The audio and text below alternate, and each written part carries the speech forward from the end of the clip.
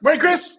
What if the biggest threat to your startup is an external, but the burnout that's building inside of you? Maybe it's the burnout too. Is that my cue? That's my cue.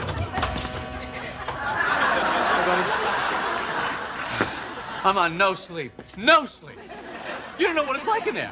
All night long, things are creaking and cracking, and that red light is burning my brain. You look a little stressed. Oh, I'm stressed.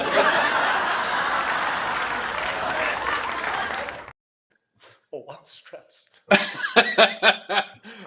Imagine you're the founder of a fast-growing startup. Business is booming, the team's expanding, and every day brings new challenges and opportunities. With each success comes a little more stress, a few more late nights, a few more skipped meals. You'll start sacrificing sleep to get more work done. Exercise and downtime become afterthoughts. At first, you tell yourself it's just the cost of building a company, but slowly you start to feel the weight of it all. You're exhausted, short-tempered, and struggling to stay motivated. You're no longer excited about your business. You're just trying to survive. This is the reality of burnout, and it's a story that many founders know too well. Take Arianna Huffington. For example, in 2007, after working 18-hour days to build the Huffington Post, she collapsed from exhaustion, hitting her head on the desk and breaking her cheekbone. That wake-up call led her to reassess her priorities and focus on maintaining balance in her life. Today, we'll be discussing managing burnout and stress. How can founders recognize the early signs of burnout? What are the practical strategies to manage stress, protect your mental health while running a business? All that and celebrating John Denver and more on today's How to Founder.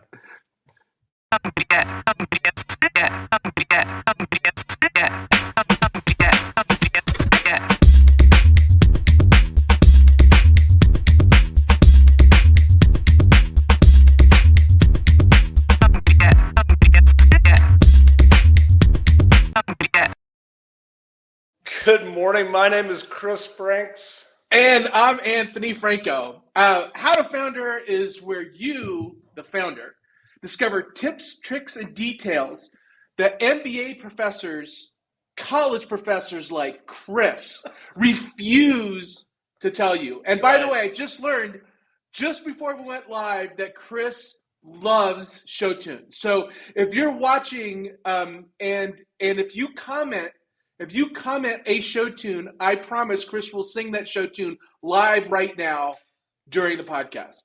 I'm not just going to say no. I'm going to say fuck you. So,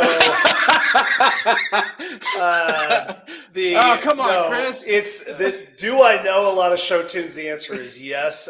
It was a form of torture that my parents put me through as a child. So thank you for bringing out trauma as we talk about stress and mental health. You're just taking me back to a terrible place. What better way to handle stress than a good show tune? Anthony, burnout and stress are often seen as inevitable parts of entrepreneurship, but how can founders manage this pressure in a way that doesn't lead to burnout? This is probably the single thing that most people think is the closest related thing to being a founder. It's like, well, I'm going to be fucking stressed out all the time. It's just going to be a part of my life, right? So what do you think? Set it up for us. What's the challenge here? What's the story we're telling ourselves? Well, so I have a story. So I think I've mentioned it before. I think there's a lot of analogies or corollaries between being an entrepreneur and being a comedian. And it's why I love Seinfeld so much. And in one of his episodes, he in one of his Comedians in Cars with Coffee, he was talking to good old Gary Shandling. And they had their shows, Seinfeld and the Gary Shandling show, were recording on the same studio at the same time, and they were talking about the good old days. And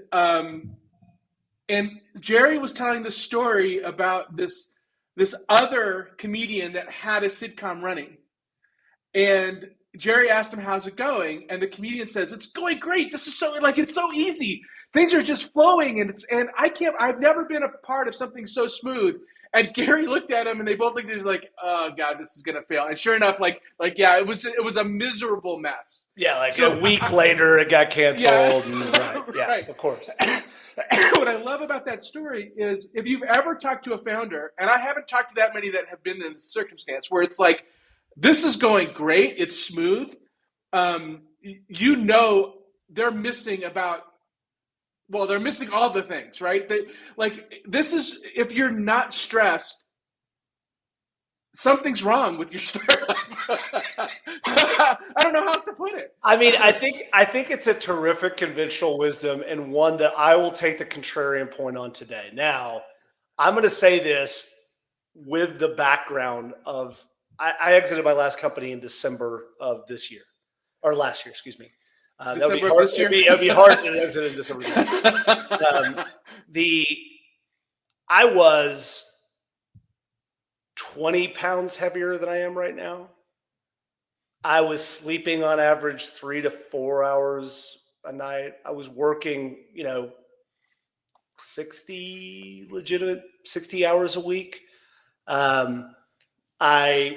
Relationships with my family had suffered, relationships with my kids. I didn't have any time for friends. I was right on the verge of burnout. And it took me like 3 months of doing almost fucking nothing before I was able to get super energized about, coming back and doing my next projects. And part of my journey in this stage of my life is to not get back to that fucking place. It's terrible, terrible place. And to your point, it's inevitable that you're going to have some stress. There's always more things to do on your list than you have time to do, right? And all of them are critical. There is no such thing as a low priority task in your world as an early stage founder. But let's try to figure out ways that founders can have some sense of mental health, some sense of balance, some sense in the life. And you could say maybe it's not possible, but let's at least kind of go down this path. So what are some of the stressors that if I'm just thinking about this and you and I are having a candid conversation, even though it's almost impossible to define all the stressors, what are some of the stressors that you're going to feel? What are some things that you're going to start to worry about? Just kind of run down a list. I think it starts at the very top of the list is, am I full of shit? Which in your case, the answer is yes. Right? That's all right. No, but fundamentally, is this going to make it? And then every stressor falls out of that. If it doesn't, what does that mean about me? What does that mean about my finances? What does that mean about my employees? What does that mean about my relationship with my kids and my spouse? Am I going to be able to provide? Am I it all pinnacles down to that. It all bubbles up to that one thing. Is this thing going to make it?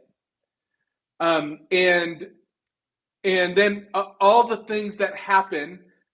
And then you get to now you're now into the tactics. How do I generate more revenue? How do I keep my employees? How do I keep the lights on? How do I generate more customers? How do I make sure the product doesn't suck? How do I make sure that I'm properly paying my use taxes on the things that I just bought?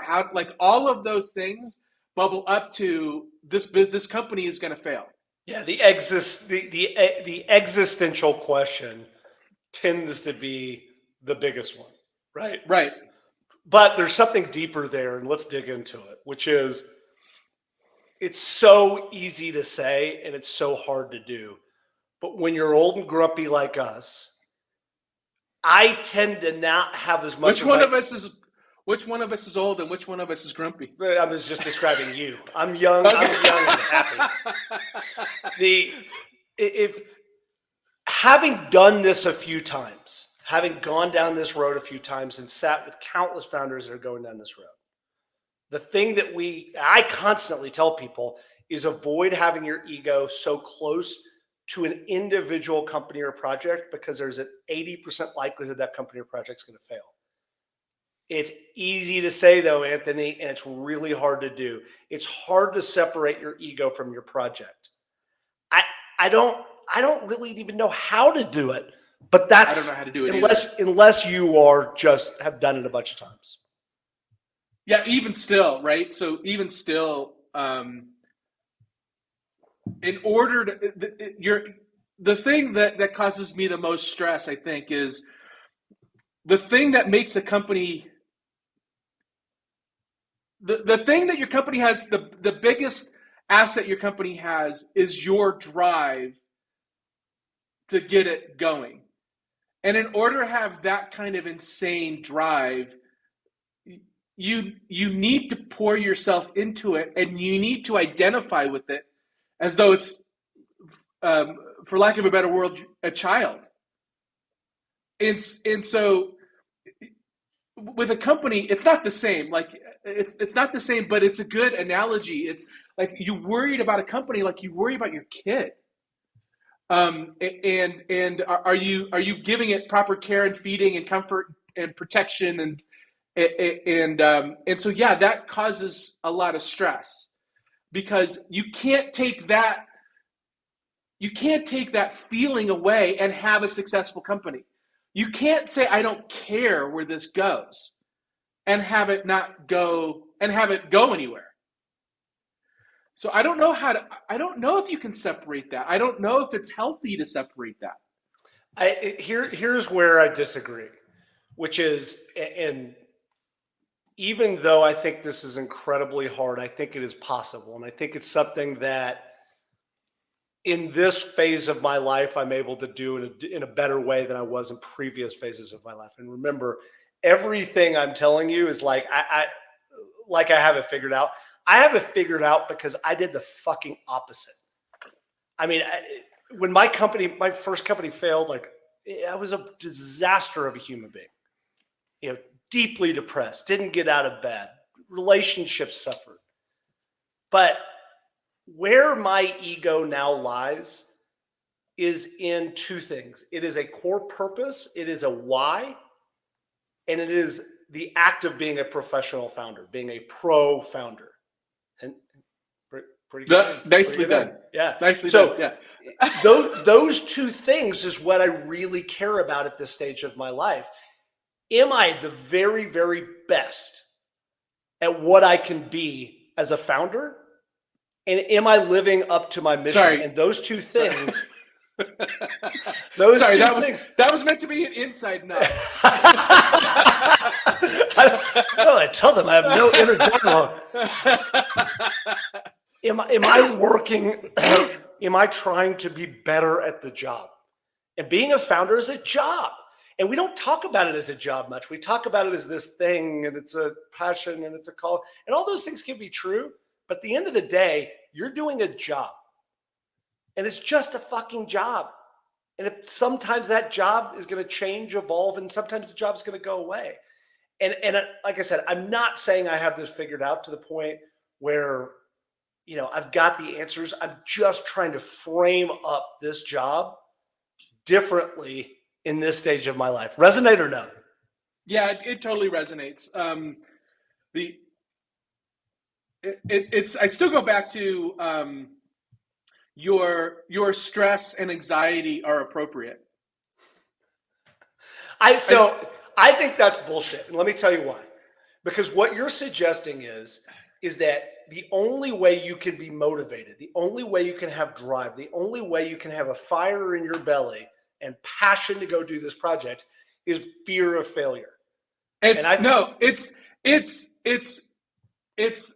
a desire to not be comfortable. And uncomfort causes stress and anxiety.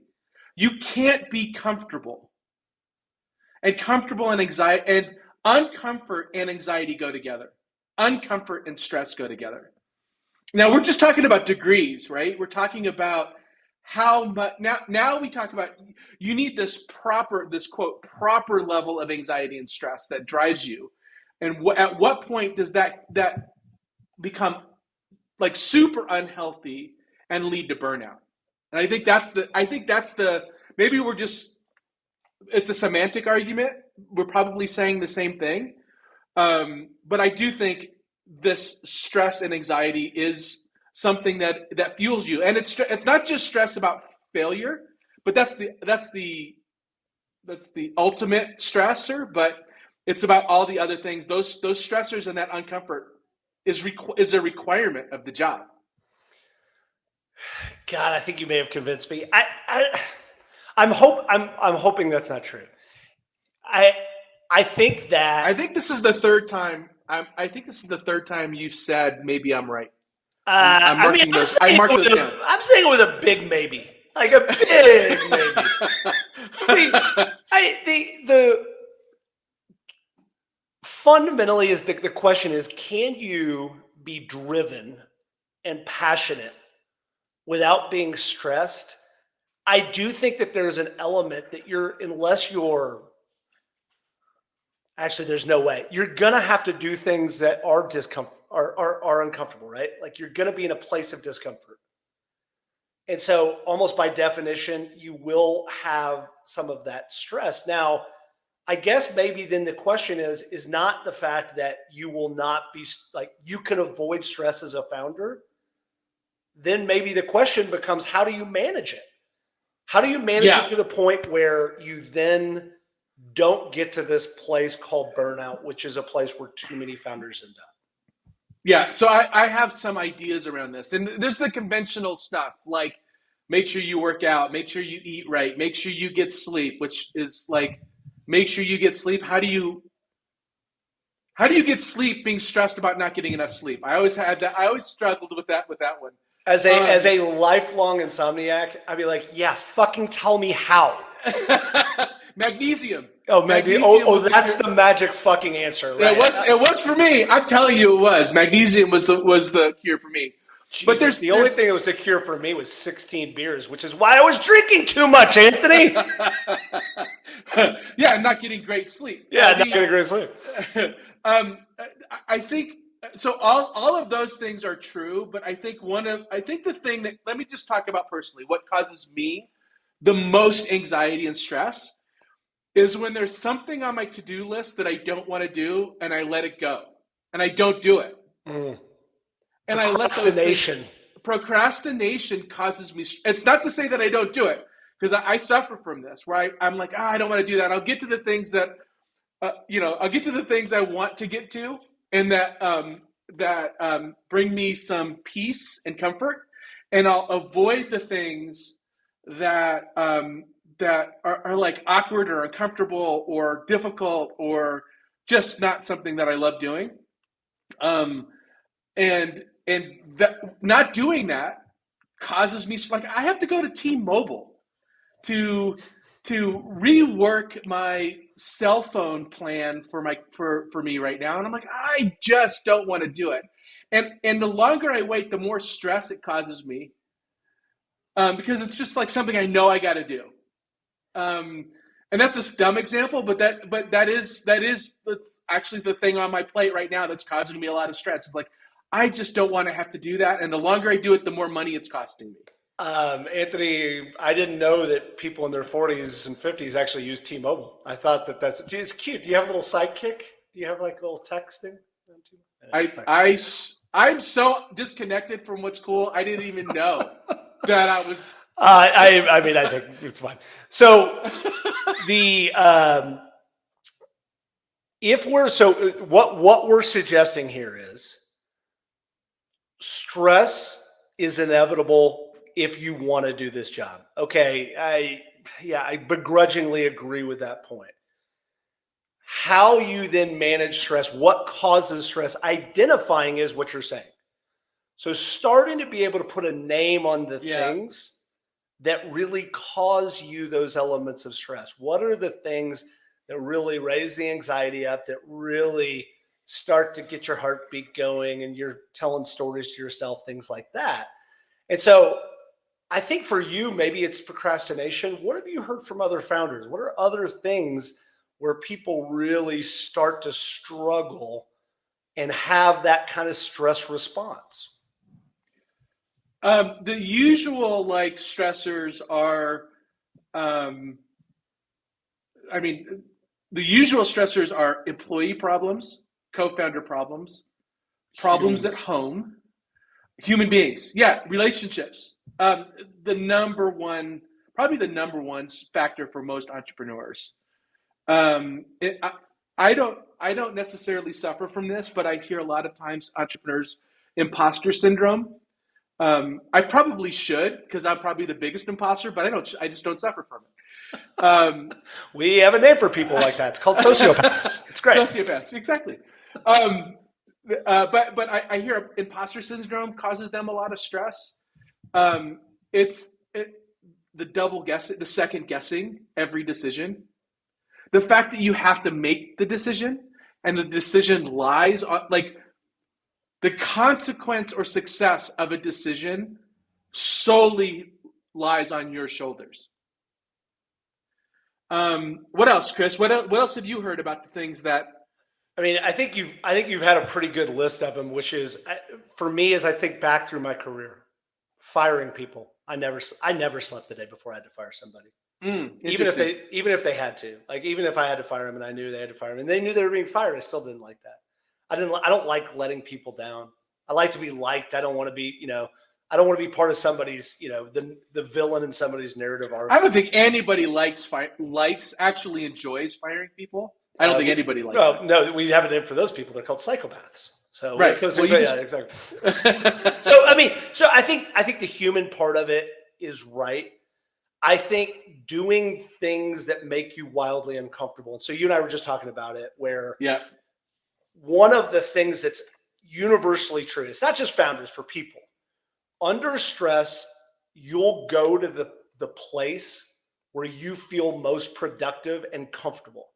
So, for instance, even though I'm kind of a extrovert, I like to do this. I'll go to building a spreadsheet. Spreadsheets to me make sense. They're logical. I like to build financial models. There's an answer. Exactly. There's an answer to questions. It's logical. Yes. Exactly. And so that's a place where I'll go. Even if it's not the job that needs to be done in any given moment, I'll default to the place where I feel most comfortable and productive. And so recognizing sometimes when I'm like, oh, I should build this spreadsheet, when I shouldn't be doing that, right? That's just a default reaction to that stressful environment. And so I know I have to go, and there's a real world example for somebody I'm working with. They have to go and send 15 LinkedIn outreach messages and say, hi, my name's Chris. This is what I do. Would you like to have a cup of coffee? That's not this person's comfort level. It's not their place. It's not what they like to do. For me, it's super easy. But that's super stressful for them because it's not a place where they're super comfortable doing it. And so the tasks, the jobs that you don't like to do, I fucking hate dealing with taxes every single year. It's like traumatic. Getting my tax information together, I wait until the last possible date to do it for my corporate taxes, and the last possible, and I almost always file extensions for my personal taxes. Have you ever had to file state taxes for sales across the country? It's such a joy. Fuck's sake. That's such a joy. It feels like getting a filling. I'll be talking about on Tuesday on the Amazon thing, where Amazon gives you Nexus everywhere, and therefore you have to file taxes everywhere. Oh, God, it's a joy. All right, so we've got to these 2 points, which is first one, stress is inevitable. Second one is, can you as a founder start to recognize the triggers, even if you realize you're still going to be in a stressful state, even if it's like going to T-Note, it's going to be stressful. I've got another one, by the way. I've got one more stressor that I see quite often with founders. Perfectionism. Needing something to be perfect. Right? Yes. That needing something to be perfect before you launch it. And it happens all the time. To me, that is the closest related to having your ego too close to your solution. And that the thing we talked about first, which is, hey, if you wrap your ego tied up in this given project or this product or this solution to the problem, you're not going to launch it early enough. You know, Reid Hoffman, who's coming to Denver on Thursday, by the way. I don't think we got him for the podcast, did we? Yeah, we did. Oh, we did. Okay, great. He'll be on a Thursday. Yeah. Reid Hoffman on Thursday, everybody. We'll probably get sued now. What is he? What are we talking to him about? Famously, he said, if you are not embarrassed when you launch your product, you've launched too late. And so that notion of perfectionism, it can be incredibly fucking stressful. You know, in my world for marketing, Anthony, sending mass emails, sending an email to 10 or 20 or 30 or 50,000 people is super stressful because I misspell shit. Like in subject lines, send emails to 50,000 people and misspelled something in the subject line. Like, oh man. Okay. I hit send once on an email on a big email that was the test.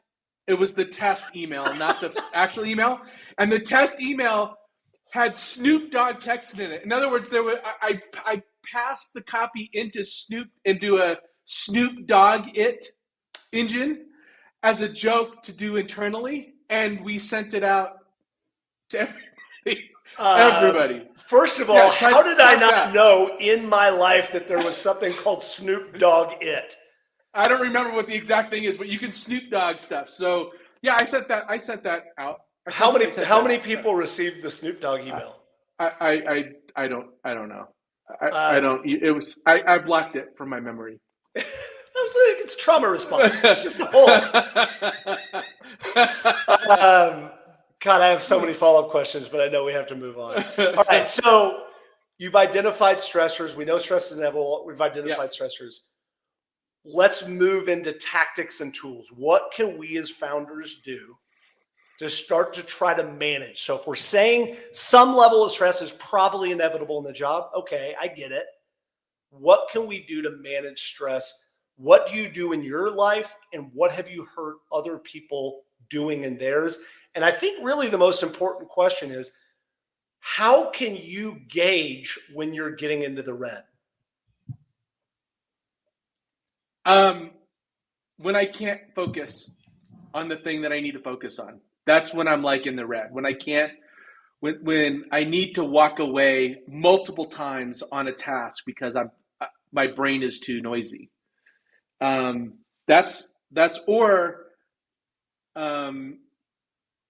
Or I'm not a nice person to my wife and kids. Those are and that happens. My wife will tell you that I get there. I think at some point, like when we have like, you know, a million listens or follows or watches, we're just going to not do this episode and our wives are going to come in and do it together. And just be like, everything they told you is bullshit. Don't. That would be amazing. That would actually be great for the viewers and terrible for us, but that's fine. Yeah. For me, I hit the red when I can't focus and when I'm grumpy. Okay, how about you? So,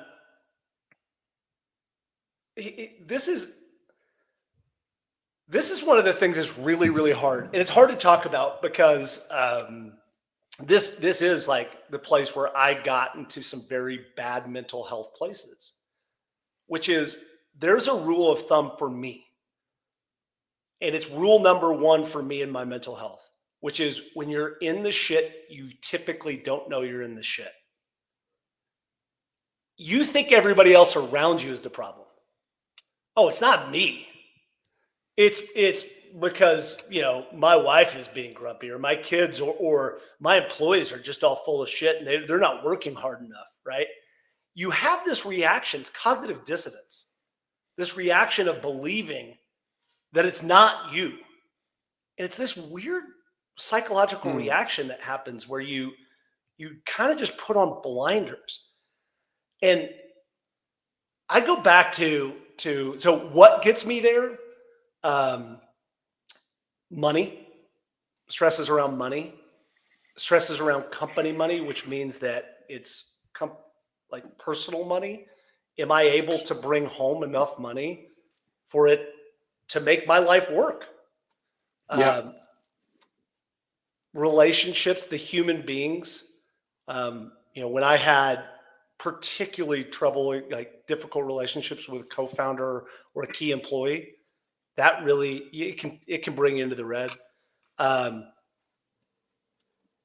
There's a sense of like perfectionism. There's also something that you and I've talked a little bit about, which is it's this fallacy that you're the best at everything, and so you should do everything.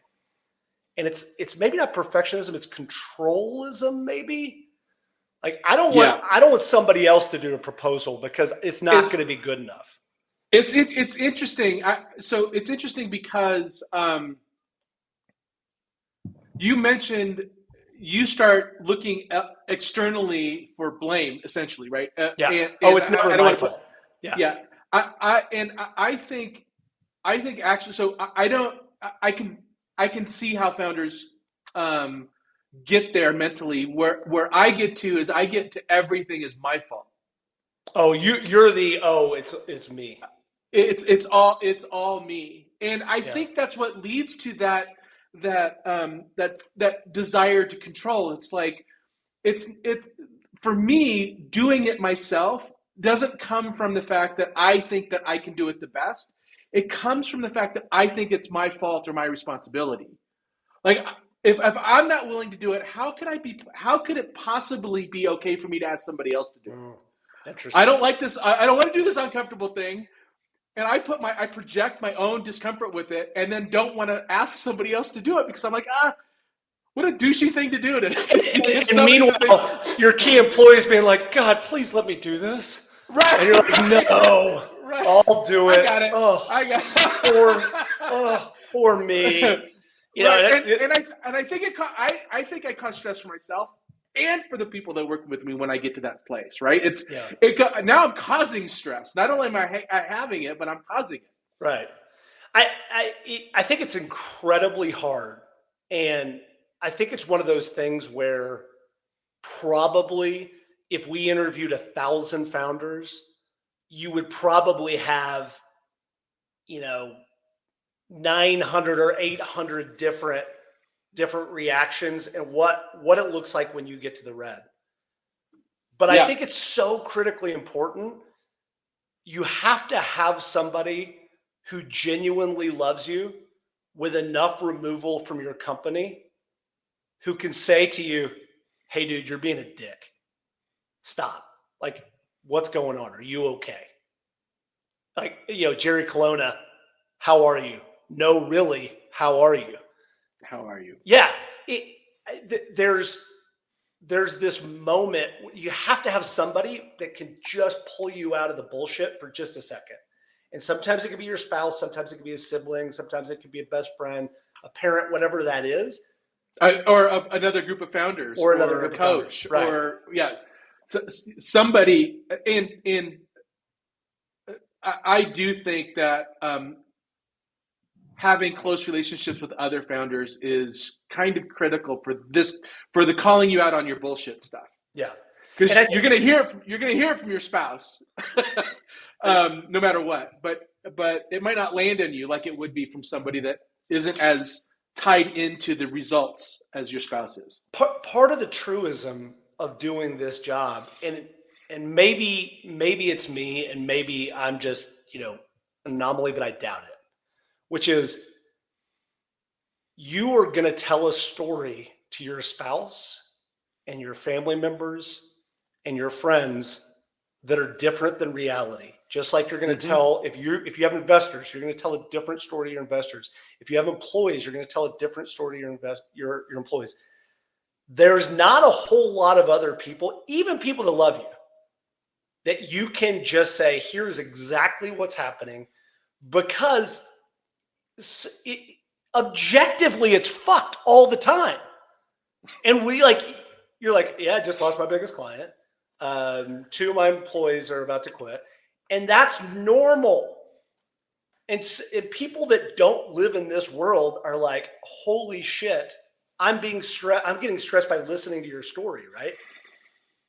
other founders get it. And it's why we spend so much time around founders, is because it's like, they're the only people that actually get the fact that doing this thing and being in this weird fucked up state is what is a Tuesday for us. And we kind of fucking love it. It's what we do. Yeah, exactly right. So let's talk, Chris, a little bit about, how do you mitigate the stress? So yeah, I was going to say, now I'm usually the one that pulls you out of rabbit holes. Thank you for pulling me out of my rant. No, you were right. I think what you said was really important. So, but getting to mitigating it, to pulling you out of the downward spiral, like and this is real. I think this is really important because I personally know. I knew two founders who have gotten to such a dark place that they decided the best way out was the worst way out. Yeah. And so I have I have a deep connection to this topic, and so and part of it is on me because I was like, well, I didn't even know him well enough to pull him out of it, but I wish I had. You kind of blame yourself a little bit for that, but so I go back to what could they have done? What could I have done? What would I have recommended to them? So I didn't mean to go so dark, but no, but let's be honest. Yeah. The facts do not lie. People that do this job higher episodes of depression, higher episodes of substance abuse, higher episodes of divorce. You take the mental health checklist, and almost every single one of them, founders have a higher rate of, right? Yep. There's been a couple people in our Colorado community that have taken their own life, but famously Tony Hsieh, Zappos, he was kind of our generation, obviously way more successful, but one of our generation founders. It is true. And that is just statistically accurate. And so I think there's two parts of this question, which is number one, identification. How do you maintain on a day in, day out basis? What are the things that you can do to avoid getting in the red? And then when you're in the red, how do you get out? So let's start with the first question. Let me first say this on first of all, if you're contemplating this, there's help. There's suicide hotline. Please go and find help. Secondly, I will say from very personal experience, there is light on the other side of that darkness. So as bad as it may feel in the moment, and that ultimate option may be your only choice, it's not. And I've gone through a couple of really dark situations and scenarios that you mentioned a couple of them, Chris. And you think that that's your way out, and life does and can and will get a lot better on the other side of it. So please just know that. So let's take well said. Yeah, I appreciate you saying that because that's important. Okay, you're not there. Let's just assume most people aren't at that place. Well, right? but let's talk about the tools and techniques you can do to avoid getting there. Yeah, for sure. So obviously, Chris, you've run how many Ironmans? I've done 6 Ironmans. Yeah. So exercise probably top of everybody's exercise and diet, probably the top of everybody's list, right? So eating right, taking care of your physical body, trying to get that sleep, trying to get the sleep that you need, magnesium. I'll say it again. What else? What other things do you think? What other things can we add to that list, Chris? Finding people, and a little bit of this is, I feel like this is a pitch for founder boards, the entire thing, but it's my why. It's one of your whys why we're doing founders. Yeah. But finding a group of people that you can be honest with, because I'll tell you the dirty things, the shame demons that come up late at night, they cannot survive the light of day. And what I mean by that is the moment you speak them, the moment you say out loud, guys, I'm fucking struggling with making payroll this month, it becomes less shameful and it just starts to be a problem that's solvable. When it's inside, when you're holding on to it, when you don't say it out loud. So finding people that you can actually talk to and be honest with And again, you and I tend to think that that's other founders, but it could be a therapist, could be a coach, it could be just a really great friend who's willing to listen and talk you through stuff. Exercise, obviously, so critical for me. If I'm not exercising, if I go 3 or 4 days without exercising, I need to look at myself in the mirror and go, hey, ask myself the Jerry Colonna question, like, you doing okay? Like, what's going on?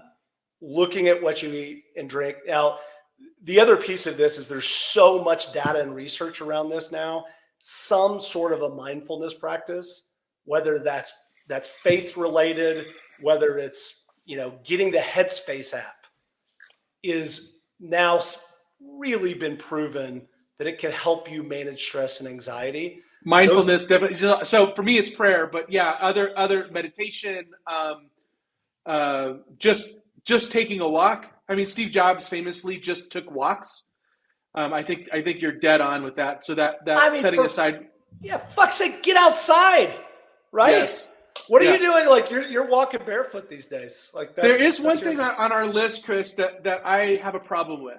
Tell me on things, and that is scheduled downtime. And so conventionalism would tell you need to schedule and you need to go and check out.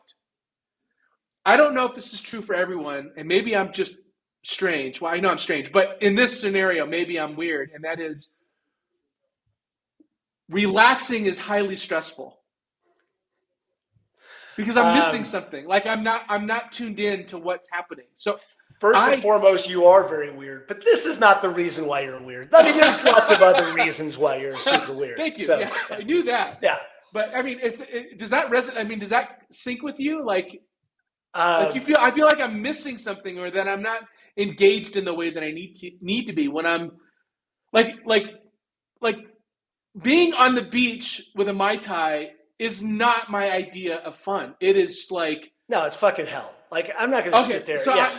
I'm glad. Okay, I'm glad. It's not just me then. But no, so here's where you're wrong, though, is that you do have to do that.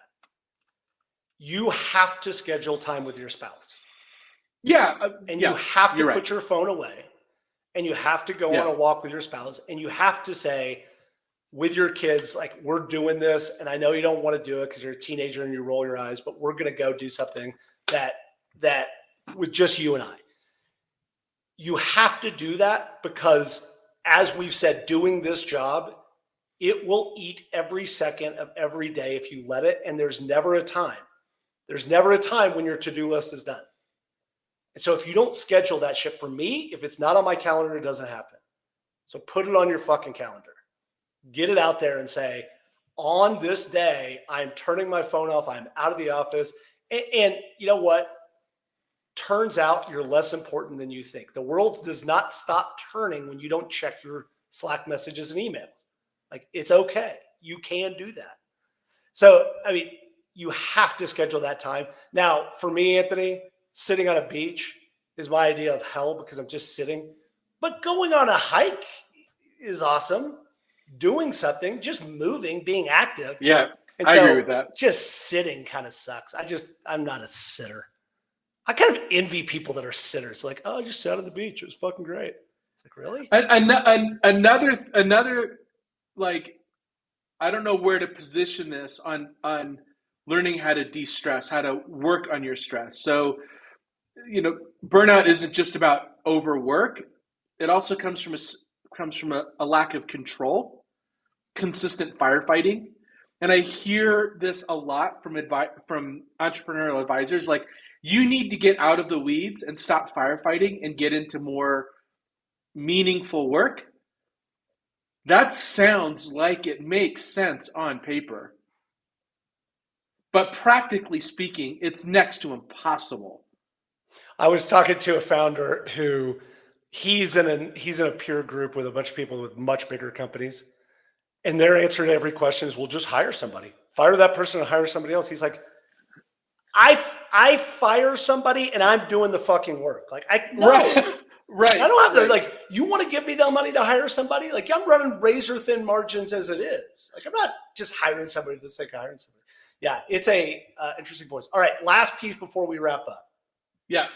We've kind of talked about, like, hey, if you're seriously in the red, there's help available. But what is your tactic of like, I'm right there. You're in the pink.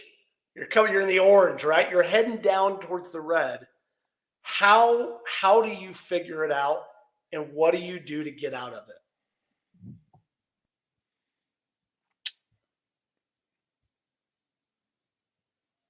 I knock the top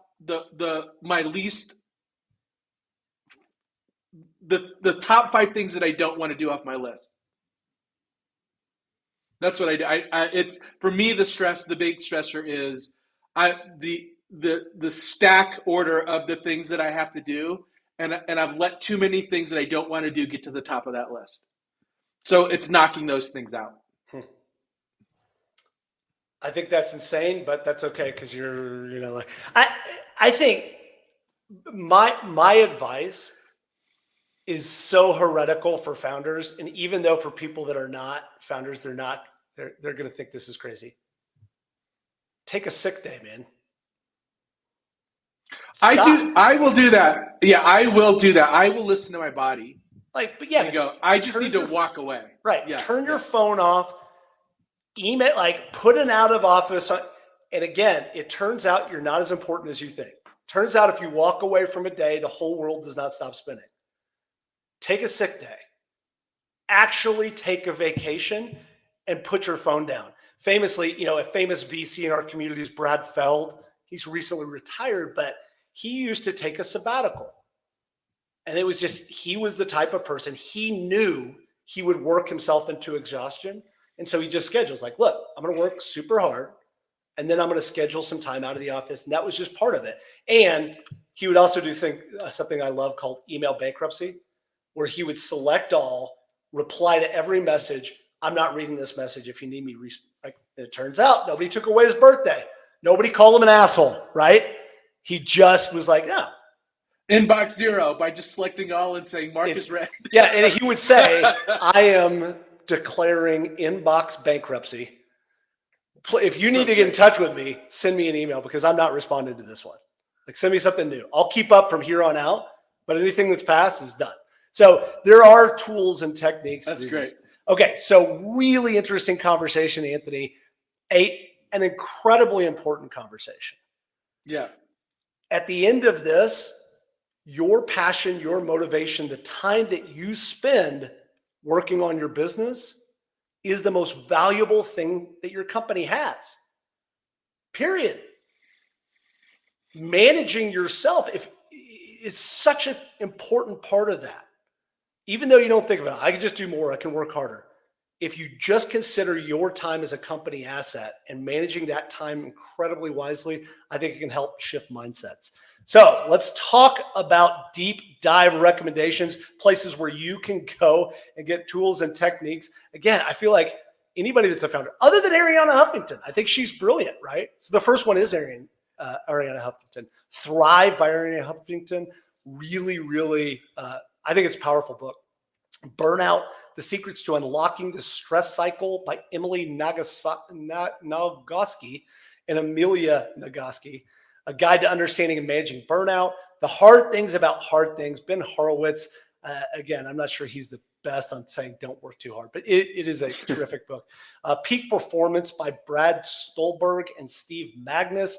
And Atomic Habits by James Clear. Really interesting one there. Atomic Habits, as you think about that, those notions of how can I create good, solid mental health habits. I think that's a really good one. All right. So and not letting things stack up on your list. That resonated most with me for sure. I think it's a good one. So, Anthony, pretty big week for us next week. What are we doing all next week? I'm on a beach with a Mai Tai. I'm doing nothing. I'm going to sit around. Seems like hell. So next week is we are producing 4 podcasts next week during our insane week at Denver Startup Week. So Denver Startup Week is a massive free an entrepreneurial event. And it's not just for startups, it's for all founders. We are live broadcasting it like with a live studio audience all 4 days. It's going to be a blast. Well, we hope somebody's actually going to show up. If you're in Denver, please show up. Please do. Monday. So we have a lot of registrations. Actually, Monday we have currently 60 people showing up to our broadcast on Monday, and it's for a great topic. Well, when the moment that they see one of our previous episodes, that attendance will go to 10, I'm sure. But let's hope that it'll be great if somebody actually shows up to a live broadcast in person of of our little podcast. It'll be fun. So on Monday, we're talking about managing personal relationships. And I've got a really good friend of mine, Matt Lowe, and his wife, who is also a co-founder with him, Amy. So Matt and Amy will be with us live on Monday. And Matt's like way more entertaining than either of us put together. And Amy's even better than he is. So which is a low bar, so it's great. That's so I'm really looking forward to that conversation. And then we have Basics of Accounting on Tuesday, and we have Advice Discernment on Wednesday, and something else, and I can't remember, on Thursday. We have another great topic that I should have remembered on Thursday. So we have those. We also have if you're a founder, we have a VIP Leadership Summit on Monday afternoon. We've got Startup Your Garage on Thursday, which is a raw open mic kind of pitch event. All of our community events you can find on our How to Founder page. So linkedin.com/company/howtofounder. Be sure to follow us on that page to get all the events and podcasts and all the fun stuff that we're doing. Also on YouTube at youtube.com/@howtofounder. And Chris, I guess I'll see you Monday morning. We'll see you Monday morning, bright and early. Wednesdays is Advice Discernment. How do you figure out what advice? That's Wednesday. I was talking Thursday. I said that. Yeah. Thursday is it's fear. How do you manage fear and risk? This is a good one. It's really related to this one. I like it. I think it's something that we need to continue to talk about a lot. All right, guys. We'll see you next week. Thank you. Have a good weekend, everybody. Yeah.